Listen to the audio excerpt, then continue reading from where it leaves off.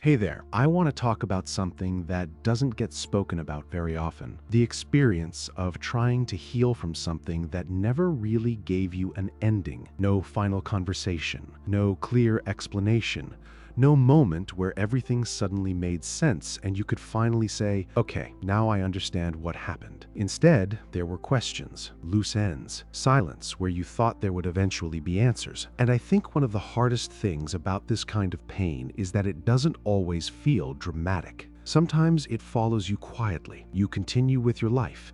You go to work, you answer messages, you show up for the people around you, but somewhere in the background, a part of you is still waiting. Not always consciously. Sometimes it's so subtle that you barely notice it. A part of you keeps replaying the story, keeps revisiting old conversations, keeps searching for clues that weren't obvious before, keeps imagining what you would say if you ever got the chance to have one more conversation. And underneath all of that is a hope that someday, somehow, something will arrive that finally makes everything feel complete. An explanation, an apology, an acknowledgement, something, anything. Because it feels like once you have that thing, then you'll be able to move on. Then you'll be able to let go. Then you'll finally have peace. But life doesn't always give us those endings. And that's what makes this so difficult. Sometimes people leave without explaining themselves. Sometimes relationships end with more confusion than clarity. Sometimes opportunities disappear without warning. Sometimes promises are broken. Sometimes questions remain unanswered for years. And no matter how much you wish things had ended differently, you cannot force an ending that someone else never gave. You cannot make someone provide clarity they never offered. You cannot always get the conversation you deserved, and that truth can feel incredibly unfair because it asks something difficult of you. It asks you to stop standing at a closed door,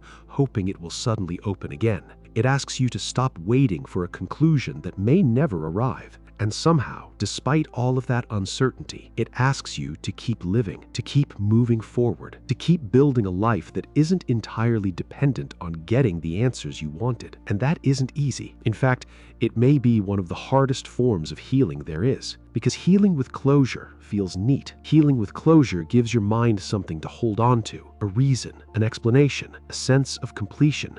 But healing without closure feels different. It feels unfinished. You wonder whether you've missed something, whether there's still something left to understand, whether you're allowed to move on when the story still feels incomplete. And maybe that's where so much of the struggle comes from. The belief that healing requires certainty, that peace can only arrive once every question has been answered. But maybe healing was never about understanding every detail. Maybe it was never about receiving all the answers. Maybe healing is slowly accepting that some questions may remain questions, not because they don't matter, not because what happened was okay, and not because your pain wasn't real, but because your peace cannot depend entirely on information you may never receive. And I know that's difficult to hear, because there is comfort in explanations, there is comfort in certainty, there is comfort in knowing why something happened. The mind naturally wants things to make sense. It wants a complete story. It wants an ending that fits neatly into place. But life isn't always that generous. Sometimes all we get is the reality of what happened, nothing more, nothing less. And somewhere along the way, healing becomes the decision to stop waiting for the missing pieces before allowing yourself to live again. Not because you've stopped caring, not because you've forgotten, but because you've realized that your future deserves more attention than the questions that keep pulling you backward. And no, that doesn't happen overnight. Some losses take time to loosen their grip. Some questions stay tender longer than others. There may still be days when you wonder what really happened.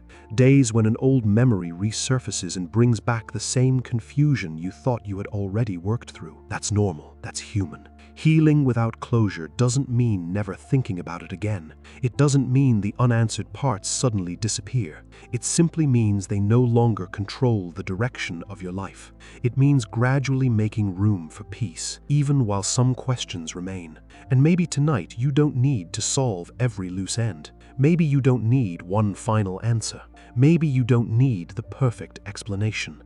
Maybe what you need is permission to stop carrying the responsibility of finishing a story that was never fully yours to finish. Because sometimes healing begins when you gently accept that closure is something life gives occasionally, but peace is something you can begin creating for yourself, slowly, patiently, one day at a time, even when the ending never came.